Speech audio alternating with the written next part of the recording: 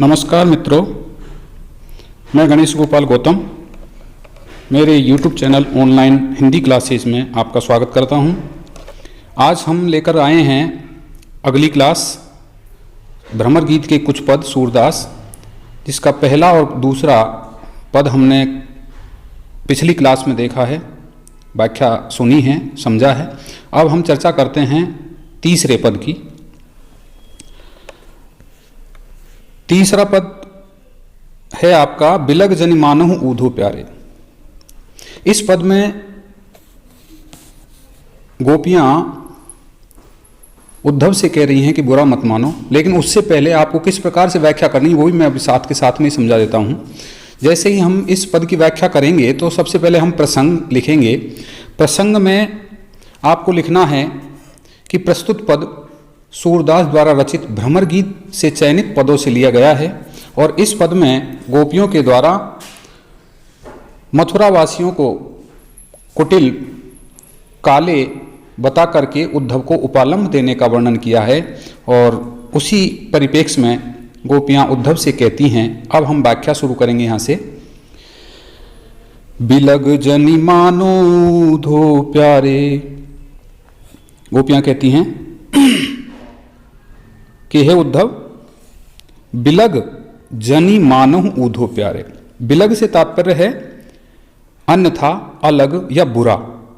जनि मीन्स मानो, जनि मीन्स मत, मानहु मीन्स मानो, ऊधो मीन्स उद्धव, प्यारे मीन्स प्रिय। हे उद्धव, हे प्रिय उद्धव, आप अलग मत मानना, बुरा मत मानना या हमारी इस बात को अन्यथा मत लेना। लेकिन एक बात हम आपसे कहती हैं। क्या कहती हैं?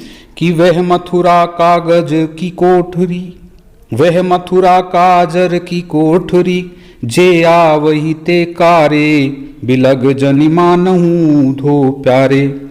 कि वह मथुरा, काजर मीन्स काजल की, जो काले रंग का होता है, कोठरी मीन्स कोई कमरा, जे आवई ते कारे, जो भी इधर से मथुरा से आते हैं वो सारे की सारे काले ही रंग के होते हैं, मन से भी काले, तन से भी काले। ऐसा क्यों है उद्धव? उसका प्रमाण मैं देती हूं। गोपियां कहती हैं क्या? कि तुम कारे सुफलक सुत कारे, कारे मधुप भंवारे। कि देखो तुम भी काले हो। सुफलक सुत, कभी कभी प्रश्न पूछा जा सकता है, एक बार आरपीएससी में भी पूछा गया था कि सुफलक सुत से यहाँ क्या तात्पर्य है। तो सुफलक सुत कहते हैं हम अक्रूर जी को, कि तुम कारे सुफलक सुत कारे, तुम भी काले हो, अक्रूर जी भी कारे हैं, और कारे मधुप भंवारे। और ये मधुप जो हमारे यहाँ बीच में उपस्थित है भ्रमर गीत में, ये मधुप मीन्स भौरा भी काले रंग का है। और इन तीनों के साथ, इनके साथ साथ एक और ही विचित्र प्रकृति का काला है, जिसकी शोभा ही बड़ी सुंदर है। और वो कौन है? कि तिनके संग अधिक छवि उपजत, कमल नैन मनियारे। और उनके साथ साथ, इन तीनों के साथ साथ, उन तीनों के साथ साथ अधिक छवि उपजत, और भी अत्यधिक शोभा उत्पन्न होती है। कौन है वो कमल नयन, कमल के समान नेत्र वाले, मनियारे अर्थात मणि या रत्न जैसी चमक वाले कृष्ण। उनका तो कहना ही क्या है, उनकी तो शोभा ही कुछ और हैं। अर्थात तुम सारे के सारे काले ही हो। आगे दूसरी पंक्ति, अगली पंक्ति में कह रही हैं कि मानहु नील माट ते काढ़े, ले जमुना जाए पखारे। ऐसा लगता है, मानहु ऐसा लगता है, नील माट ते काढ़े, जैसे कोई नील के मटके से निकाल करके और यमुना नदी में जाकर के उनको पखारे मीन्स धोया हो, पखारे मीन्स धोया हो। तागुन श्याम भई कालिंदी, उस कारण से, उस गुण से ही श्याम भई, काले रंग की, भई मीन्स हो गई, कालिंदी मीन्स यमुना, सूर श्याम गुण न्यारे। और ऐसे सूर श्याम अर्थात सूरदास जी कहते हैं ऐसे श्याम मीन्स कृष्ण के तो गुण ही बड़े विलक्षण हैं। दोबारा समझे इसको, कि ऐसा लगता है कि मानो तुम सबको किसी नील से भरे हुए मटके से निकाले हो। काढ़े से तात्पर्य होता है निकाला, और निकाल करके जमुना नदी में जाकर के तुमको पखारे मीन्स धोया हो। इस कारण से कालिंदी मीन्स यमुना नदी भी क्या हो गई है, श्याम रंग की हो गई है। और उन श्री कृष्ण के समस्त गुण बड़े विलक्षण हैं। काले होने के साथ साथ जो भी सारे गुण हैं, सूर श्याम गुण न्यारे, उनके सारे लक्षण ही अलग हैं, सारे लक्षण ही सबसे न्यारे हैं। हे उद्धव, बुरा मत मानो, लेकिन हमारे मन में जो बात थी वो हम आपको कह रही हैं। अब ये तो हो गई आपकी व्याख्या, इसके साथ ही आप विशेष भी लिखेंगे। अब विशेष में देखिए, काले रंग को लेकर के इन्होंने बड़ा सुंदर ढंग से व्यंग किया है गोपियों ने। किससे? उद्धव से। इसके साथ मथुरा को काजल की कोठरी बताया है और सांवले रंग को अनोखा बताया है। सांवला रंग है किसका? कृष्ण का। उस सांवले रंग को अनोखा बताया है कि बड़ा ही विचित्र रंग है। दूसरा, काजल की कोठरी, ये लोकोक्ति है और इसमें जो अलंकारों का प्रयोग हुआ है, अनुप्रास, काजल की कोठरी, इसके साथ साथ सूर श्याम, यहाँ भी अनुप्रास का प्रयोग है। श्लेष अलंकार, यहाँ कारे अर्थ जो हैं, एक तो रंग का भी है और एक छल कपट का भी है, इसलिए यहाँ श्लेष हो गया कारे रंग में। और उपमा अलंकार का भी प्रयोग है। तो इस प्रकार से अलंकार हो गए। भाषा की अगर हम बात करें तो साहित्यिक ब्रज भाषा है और व्यंग्यात्मक शैली का प्रयोग किया गया है। अब चलते हैं हम अगले पद की ओर। अगला पद है आपका अखियां हरि दर्शन की भूखी।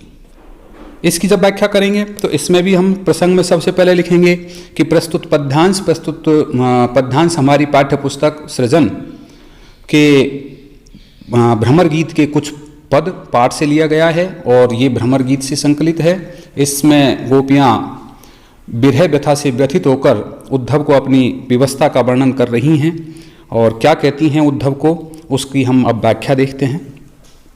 गोपियाँ कहती है,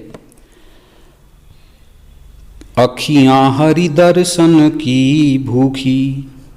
हे उद्धव, हमारी जो आंखें हैं, ये आंखें हरि दर्शन अर्थात हरि नाम है कृष्ण के दर्शनों की भूखी है। प्रियतम कृष्ण के दर्शन करना चाहती है और ऐसी परिस्थिति में जब हम विरह व्यथा से व्याकुल हैं, व्यथित हैं, और ऐसी परिस्थिति में आप ये ऐसी रूखी बातें हमको क्यों सुना रहे हो? अरे उद्धव, ये कैसे सुनेगी इन बातों को? ऐसी बातों को सुनकर के कैसे रह सकती हैं? तो क्या कह रही हैं कि कैसे रहे रूप रस रांची। जिसने रूप का पान कर लिया हो, आनंद रस का पान कर लिया हो, उसमें रची बसी हुई हो, उसमें संलग्न हो, उसमें लीन रहने वाली ये आंखें, कैसे रहे रूप रस रांची, ये बतिया सुनी रूखी। आपकी ये रूखी बातें कौन सी हैं? यहाँ योग संदेश के निर्गुण ब्रह्म के उपदेश की जो ये बातें हैं, ऐसी रूखी बातों को सुनकर के हमारी आंखें, जिन्होंने पहले रूप रस का आनंद ले लिया, वो इन रूखी हुई बातों को सुनकर के कैसे रह सकती है उद्धव? अर्थात इन आंखों को तो केवल हरि को देखने की आदत है, अर्थात हमारे सांवरे कृष्ण को देखने की आदत है। और सुनो उद्धव, अवधि गणत इकटक मग जोवत, तब एती नहीं झूठी, अब इन योग संदेशन ऊधो अति अकुलानी दुखी। अवधि गणत इकटक मग जोवत। अवधि मीन्स जो समय दे करके हमको कृष्ण गए थे कि मैं इतने दिनों में आ जाऊंगा, उस समय सीमा को यहाँ क्या कहा है? अवधि। गणत मीन्स गिनते हुए, इकटक मीन्स लगातार, एक टक, मग मीन्स रास्ता, जोवत मीन्स देखते हुए, तब एती नहीं झूठी, तब इनको इतना कष्ट नहीं हुआ। क्या कह रही हैं गोपियां कि हे उद्धव, देखिए आपका योग संदेश हमारे लिए कितना दुख देने वाला है। इतना दर्द, इतना कष्ट इन आंखों को, जो कृष्ण हमको अवधि दे करके गए थे, समय सीमा, उसको एक टक रास्ते को देखते हुए, उसको एक एक दिन गिनते हुए हमने निकाल दिए, तब भी ये आंखें इतनी कष्ट में नहीं रही, इतना दुख इन आंखों को नहीं हुआ जितना अब इन योग संदेशन ऊधो अति अकुलानी दुखी, जो अब इतना दुख इनको हो रहा है। किससे हो रहा है? अब आपके इन जोग संदेशों को सुनकर के, जोग संदेशन ऊधो अति अकुलानी दुखी, जो आप ये योग संदेश दे रहे हो, इससे हमारी आंखें बहुत ही व्याकुल हो गई हैं, बहुत दुखी हो गई है। इतना कष्ट तो उस अवधि को गिनते हुए, उसका इंतजार करते हुए, रास्ता देखते हुए उस समय ही हमारी आंखें इतनी परेशान नहीं हुई जितना आपके इन योग संदेशों को सुनकर के व्याकुल हो गई। हे उद्धव, हमारी बात सुनो, एक बार बस उस बात को मान लो। और क्या कहती हैं कि बारक वह मुख फेरी दिखाओ, दूही पय पीवत पतूखी। अब तुम केवल एक बार हमारी योग संदेश को छोड़ो और हमारी बात सुनो। बारक वह मुख, एक बार, वह मुख फेरी मीन्स दोबारा, दिखा दो। कौन सा मुख? दूही मीन्स दूध को दोहना, पय मीन्स दूध, और दूध को दूही मीन्स दोहते हुए, निकालते हुए, निकलते हुए दूध को, पीवत मीन्स पीते हुए, पतूखी मीन्स पत्तों के दोने, उसको हम बोलते हैं पतूखी। एक बार वह मुख हमको दिखाओ। कैसा मुख? वह मुख जो दूध का दोहन करते हुए वृक्ष के पत्तों के दोने में उस दूध को पीते हुए, वो मुख, उसका सौंदर्य ही कुछ अलग है, वो मुख हमें एक बार दिखा दो। इसलिए हे उद्धव, अब हम इतनी विरह व्यथा को सहन नहीं कर सकती। अगली पंक्ति में सूरदास जी कह रहे हैं कि सूर सिकत हठिनाव चलायो। सूरदास जी कहते हैं सिकत हठिनाव चलायो, ये सरिता है सूखी, अखियां हरि दर्शन की भूखी। सूरदास जी कह रहे हैं सिकत हठी, हठी मीन्स जिद से, जिद मत करो। सिकत मीन्स रेत, नाव मीन्स नाव, चलायो मीन्स चलाना, ये सरिता मीन्स नदी, सूखी मीन्स सूखी है। सूरदास जी कह रहे हैं गोपियों के माध्यम से, सूरदास जी के वर्णन अनुसार गोपियां कहती है उद्धव, हम तो भगवान कृष्ण के बिना सूखी नदी के समान हैं, अतः हमारे हृदय रूपी सूखी नदी में अपनी योग रूपी नाव को जबरदस्ती से जिद करके मत चलाओ। अर्थात क्यों व्यर्थ में अपने योग साधना का हमको उपदेश दे रहे हो। ये सरिता है सूखी, हम अर्थात हमारी जो नदी है, सूखी नदी, जो किसके बिना सूख गई है? भगवान कृष्ण के बिना जो सूखी हुई नदी है, उसकी रेत पर, सिकत में से रेत पर हठी नाव चलायो। आप जिद करके जबरदस्ती से अपने योग संदेश रूपी नाव को मत चलाइए। अखियां हरि दर्शन की भूखी है उद्धव, ये आंखें तो केवल और केवल कृष्ण के स्वरूप का ही पान करना चाहती है। ये इसकी व्याख्या है। अब विशेष की बात करें हम बड़ी चतुराई के साथ, वाक्य चातुर्य, वाक्य चातुर्य से तात्पर्य है बहुत चतुराई के साथ सुंदर चित्रण किया है विरह व्यथा का। ब्रज भाषा का मधुर प्रयोग है, अनुप्रास अलंकार है, रूपक अलंकार का भी प्रयोग है, और दूसरा रेत में नाव चलाना मुहावरे का भी सटीक प्रयोग किया है। पद नंबर 5। इस पद में सूरदास जी उद्धव को गोपियों के माध्यम से इस प्रकार के प्रश्न करवा रहे हैं कि उद्धव की बुद्धि, उद्धव की मति ठगी हुई सी महसूस होती है। गोपियां कहती है, हे उद्धव, आप हमको बार बार इस निर्गुण ब्रह्म के बारे में बता रहे हो, तो हमारे कुछ प्रश्नों के उत्तर दीजिए। अगर आप हमारे प्रश्नों के उत्तर दे देते हो, हमें संतुष्ट कर देते हो, तो हम आपके निर्गुण ब्रह्म को अपनाने के लिए तैयार हैं। तो किस प्रकार के प्रश्न कर रही हैं और व्यंगात्मक तरीके से किस तरीके से उद्धव की जो योग संदेश की बुद्धि है उसको ठगा हुआ सा महसूस करवाती हैं। देखें, निर्गुण कौन देश को वासी। हे उद्धव, आपका जो निर्गुण ब्रह्म है जिसके बारे में आप हमको कह रहे हो, तो हमें ये बताओ। हमारा पहला प्रश्न तो यही है कि आपका जो निर्गुण ब्रह्म है वो किस देश का रहने वाला है, किस देश का निवासी है। मधुकर हंसी समुझाए, सोह दे बूझती साचन हासी। हे मधुकर, हे भ्रमर, भ्रमर के माध्यम से ही उद्धव को कह रही हैं वो कि हे भ्रमर, हे मधुकर, हे उद्धव, हंसी समुझाए, हंसी मत समझो, आश्चर्य के साथ हंसते हुए, समझाते हुए, सोह दे बूझती साचन हासी, हम आपको कसम दे रही हैं, आपको कसम है। बूझती, कसम देते हुए पूछती हैं। साचन हंसी, सच में हम पूछ रही है, कोई हंसी मजाक नहीं है। इस प्रकार से हंसते हुए समझाते हुए उद्धव से कहती है, आपका निर्गुण ब्रह्म किस देश का वासी है। और सुनो, को है जनक जननी को कहियत, कौन नारी को दासी। को है जनक, उनका कौन तो पिता है। जनक नाम, जनक से तात्पर्य होता है पिता, जनक से तात्पर्य है पिता। जननी को कहियत, और कौन, जननी नाम है माता। वो बताओ कौन उनका पिता है। जननी को कहियत, कौन उनकी माता है। कौन नारी को दासी, कौन उनकी पत्नी है, कौन उनकी नारी है, और कौन उनकी दासी है। और आगे पूछ रही हैं कि कैसो बरन भेष है, कैसो के ही रस में अभिलाषी। उनका वर्ण, रंग कैसा है, उनकी वेशभूषा कैसी है। वर्ण से तात्पर्य रंग, भेष मीन्स वेशभूषा, वो क्या पहनते हैं। और के ही रस में अभिलाषी, उनको कौन सा रस पसंद है, किस रस की इच्छा रखते हैं।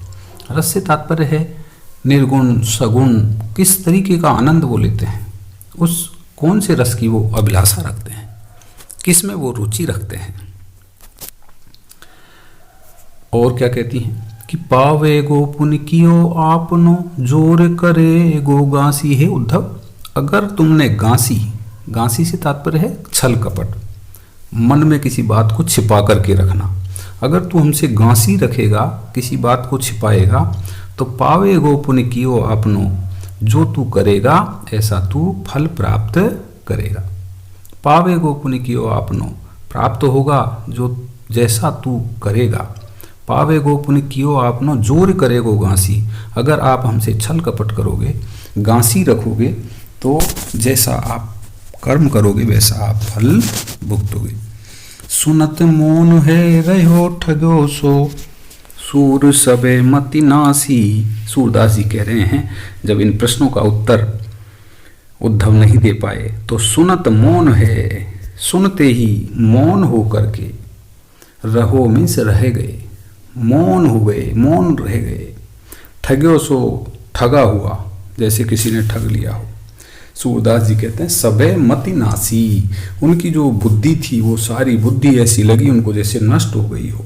यहाँ सूरदास जी ये कहना चाह रहे हैं कि वो कौन सी मति थी।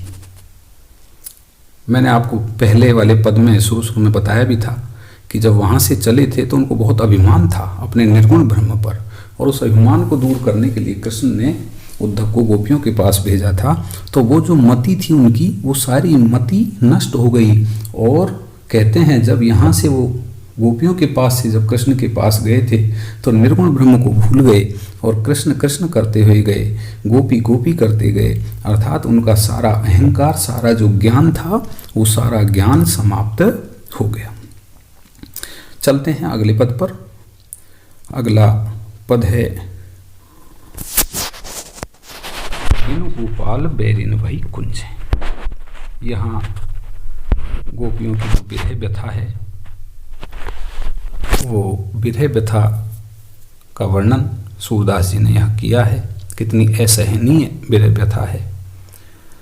सूरदास जी कहना चाह रहे हैं कि जब हम प्रसन्न होते हैं तो हमें प्रकृति भी प्रसन्न दिखाई देती है, और जब हम दुखी होते हैं तो प्रकृति के वो सारे उपादान जो पहले हमें प्रसन्नता देते थे, वो प्रसन्नता देने वाले सारे उपादान भी हमें व्यर्थ लगते हैं, बुरे लगते हैं।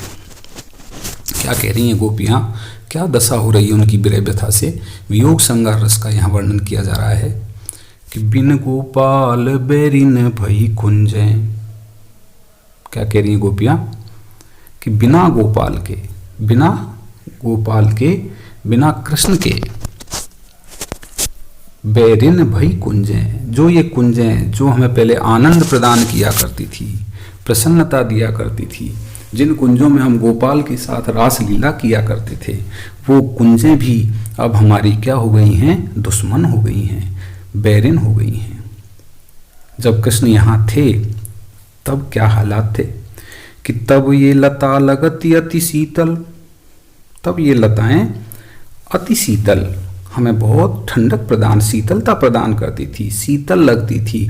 अब भई विषम ज्वाल की पुंजें, लेकिन अब भई मीन्स हो गई, विषम मीन्स विषम, ज्वाल मीन्स आग की जो ज्वाला होती है, वो ज्वाला की पुंज मीन्स समूह। जैसे कोई आग का पुंज होता है, ज्वाला का जो पुंज होता है, समूह होता है, उसकी तरह विषम, असहनीय, कष्ट देने वाली हमको ये लगती है।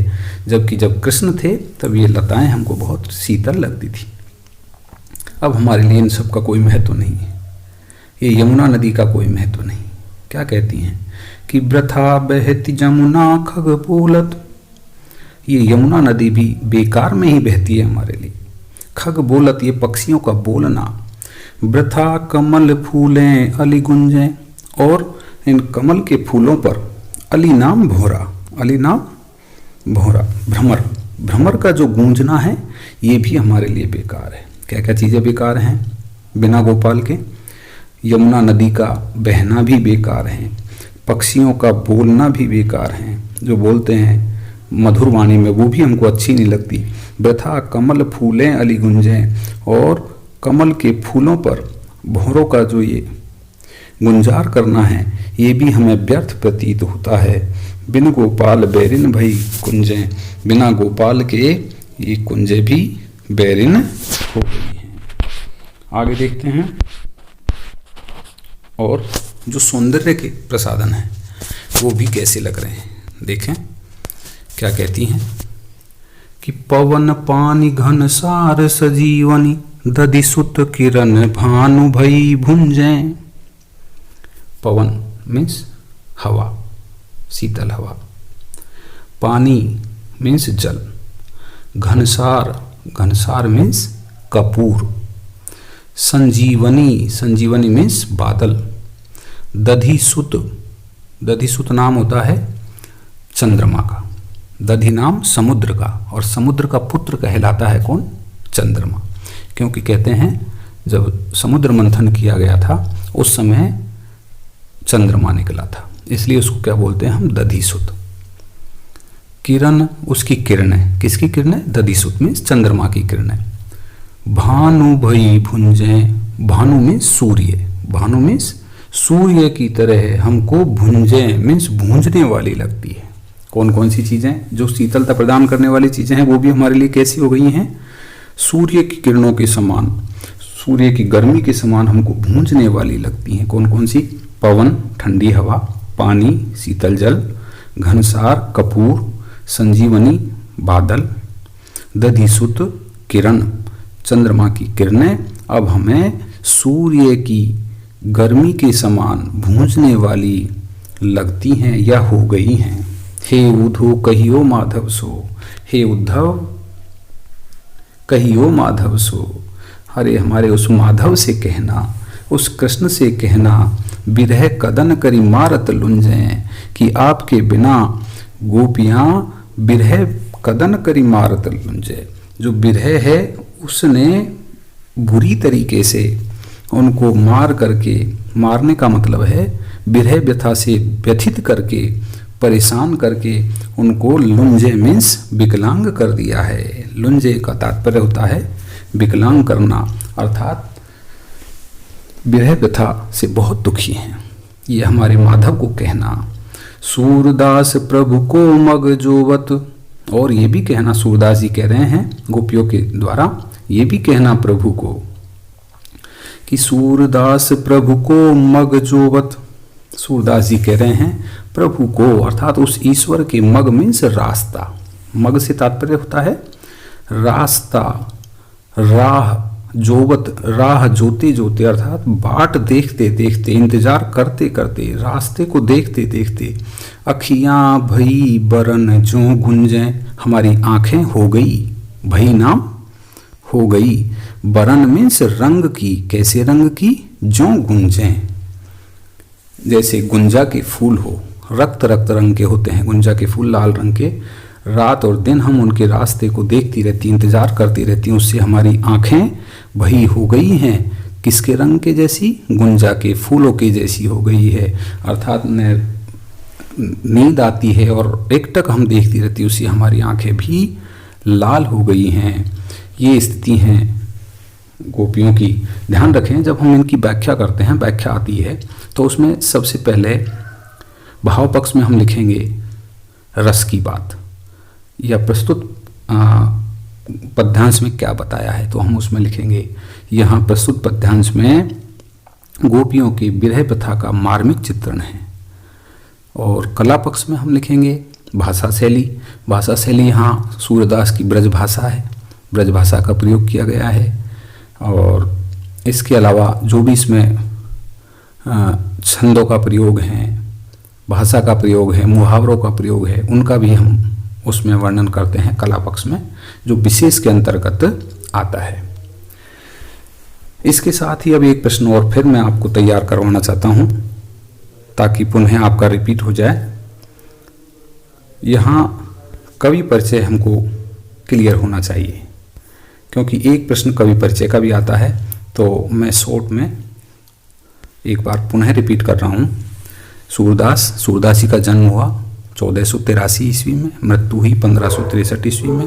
सूरदास जी का जन्म हुआ दिल्ली के निकट सीही नामक ग्राम में। सूरदास का जन्म हुआ दिल्ली के निकट सीही ग्राम में हुआ, और वल्लभ संप्रदाय में इनको दीक्षा मिली। इसके साथ भक्ति, श्रृंगार और वात्सल्य रस का इन्होंने वर्णन किया है। प्रमुख रचनाएं इनकी 3 हैं।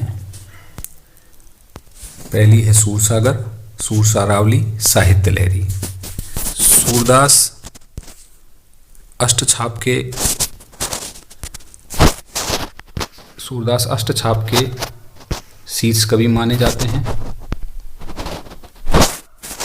और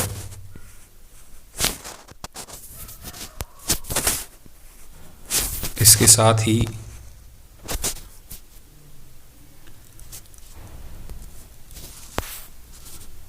सूरदास जी को सूर्य की उपमा दी है।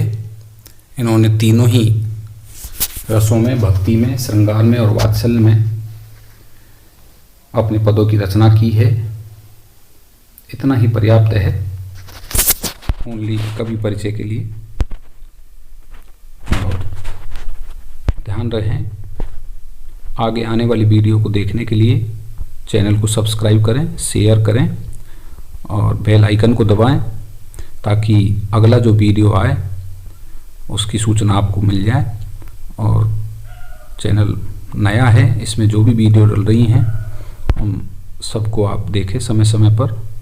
मुझे भरोसा है कि आपको इसका बहुत ही लाभ मिलेगा, और आपके सिलेबस को जो भी हैं, व्याकरण हैं, गद्य पद्य के पाठ हैं, प्रश्नोत्तर हैं, महत्वपूर्ण प्रश्न हैं, उन सबको समय समय पर आपको चैनल के माध्यम से पढ़ाया जाएगा। धन्यवाद, शुक्रिया।